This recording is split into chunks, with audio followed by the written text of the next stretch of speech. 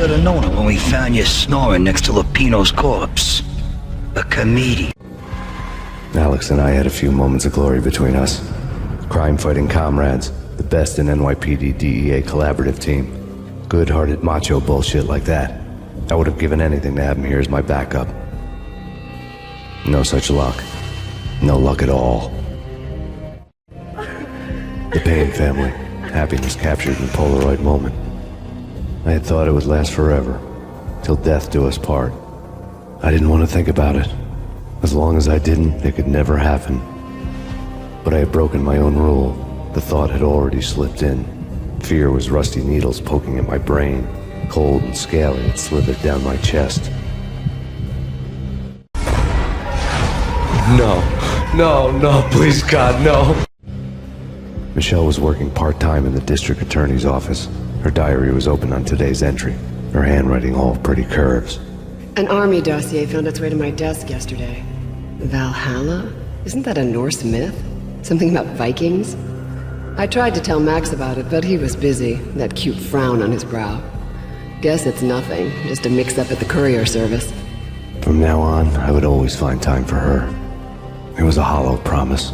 Too little, too late.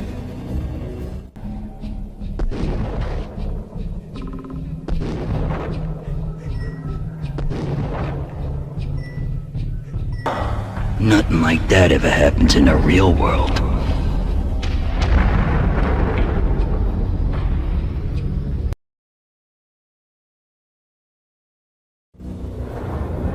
I woke up in a bad dream. My head felt 2 sizes too small for my brain. Max Payne. I envy your name. And the killer was smiling. Pleased to meet you. I'm Frankie the Bat Niagara. Niagara, as in you cry a lot? He had a baseball bat and I was tied to a chair. Pissing him off was the smart thing to do.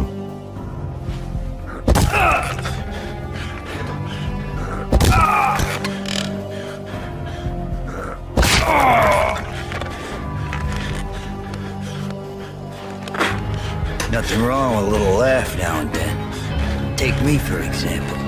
I love to watch cartoons. Cartoon violence is a fascinating thing. Let's take a break. I need to take a leak and maybe grab a cold one at the bar. Don't worry. I'll be back to finish this off. And then, it's checkout time. You play, you pay, you bastard. He swaggered out, and the door clanged shut behind him, locks clicking into place. Everyone makes mistakes. Mine hadn't been to crack jokes about the goon with the bat. He'd have cracked my skull regardless. It hadn't even been to trust a girl with a gun. I had blindly gone after the first bad guy on my hit list when I should have been aiming further up the ladder, at the head of the Punchinello family. I couldn't bring myself to be pissed at Mona. Guess I had a soft spot for a pretty face.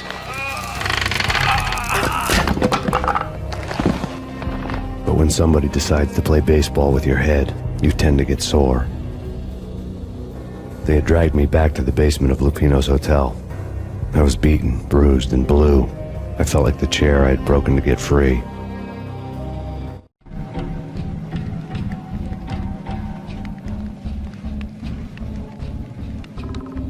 All I had was Niagara's bat, sticky with my own blood. The men in blue had come and gone. They had decorated the place with chalk outlines and tied it together with yellow tape. The cops who had stayed behind were dead. Frankie, his boys, and I had the place all for ourselves. Forget about it. Just forget about it. Hey, just forget about it. That crazy witch, you should have heard her. She was a real scream when the boys caught her trying to cap the Don. Oh, that's friggin' bad. To the trio? That's even worse than what Frankie's doing to that poor bastard downstairs. She's gonna take a long time to die. The mobster muscle on the phone was talking about Mona. Punchinello's trio were nothing but bad news. The fact remains that all the victims so far identified in the Ragnarök shooting have been known criminals, many of whom had large doses of V in their blood. Reliable sources say that Max Payne was also among those killed, although no body has been recovered at this time. Reliable sources. That meant somebody thought the Mafia had me, didn't want the cops snooping around anymore. The body would be delivered to them barely recognizable. Case closed. Don Punchinello had the power to be that reliable source, which was no news. But his news was old news. Framing me hadn't been enough. Don Punchinello had put a hit on me. He wanted me dead, and it had been important enough for him to give written instructions to Frankie about it. Max Payne should die like a dog for the trouble he's caused. Frankie, I know I can trust you to give this matter the dedication it needs. The hotel bar was fast developing quite a history. True to his words, Frankie was there, having a beer. Jesus Christ. How the hell did you get loose? Got bored waiting. Thought, what the hell, we could just as well finish this here. Thank you.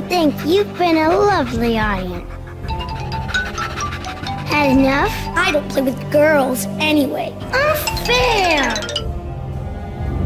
I spotted the tail as soon as I left the hotel. A big black Mercedes. I'd seen the car before. That time it had heralded impressive explosions. Vladimir was back. Bang! You're dead, Max Payne. I might have laughed if I remembered how. What's this supposed to be? Cops and robbers? Look, you want something with me? Get in line. Peace, man. Relax. You know you are a real news item. Armed and dangerous. I am going to make you an offer you can't refuse. I've always wanted to say that. It's a bum rap. I've been framed. Well, that's a moot point. Whatever you did or did not do, I'm sure you had good reason for doing it. Want to hear me out? I'm listening.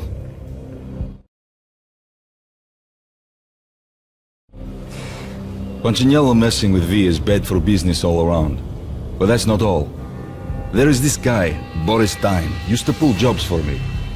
He's the captain of the cargo ship Charon. Now the bastard turncoat has gone over to the other side, Punchinello's. The ship's loaded with high-res hardware, guns, my business.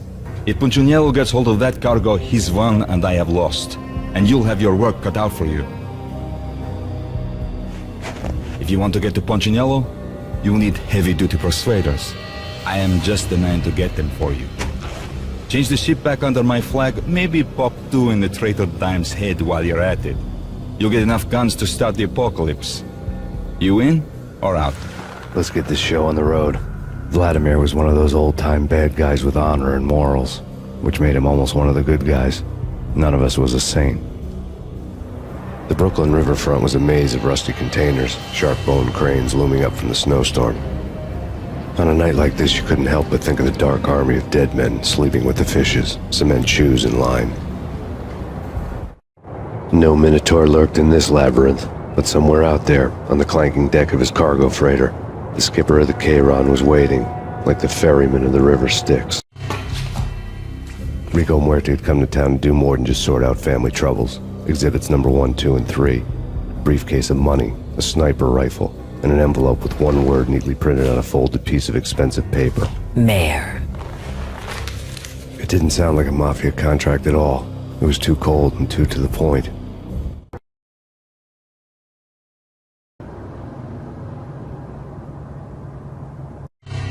Rust had crept over the sides of the cargo steamer a long time ago. Boris Dime would be on board. I'd have to smoke half of his crew to even get near the gangplank. The guns were probably being kept in the hold, buried amidst the rats and oily water. Dime? Angelo Puccinello here. Angie, tell me, how much did Dime cost you? I bet it was more than his name. Max Payne? Right the first time. You're dead, punk. You sure you're not confusing me with Boris here? But you are right, of course. Pretty soon we should get together and have a talk. You son of a... Pissing Punchinello off was a dangerous game, but when people get mad, they make mistakes. I should know. That's where I wanted Punchinello, mad enough to trip over his own feet, preferably into a grave. Did you get everything you need? Check. I owe you. Anything you need. This is my solo. When I'm through, Punchinello won't be anybody's problem anymore. Clear as vodka. But anytime you get between a rock and a hard place, just whistle. This could be the beginning of a beautiful friendship. You really get a bang out of this big-time gangster act, don't you?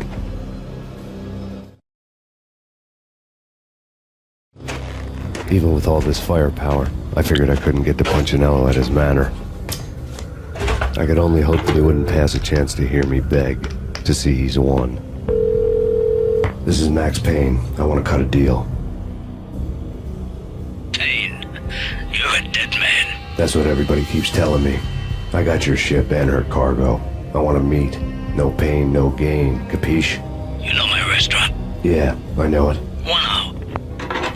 Punchinello's restaurant had seen better days.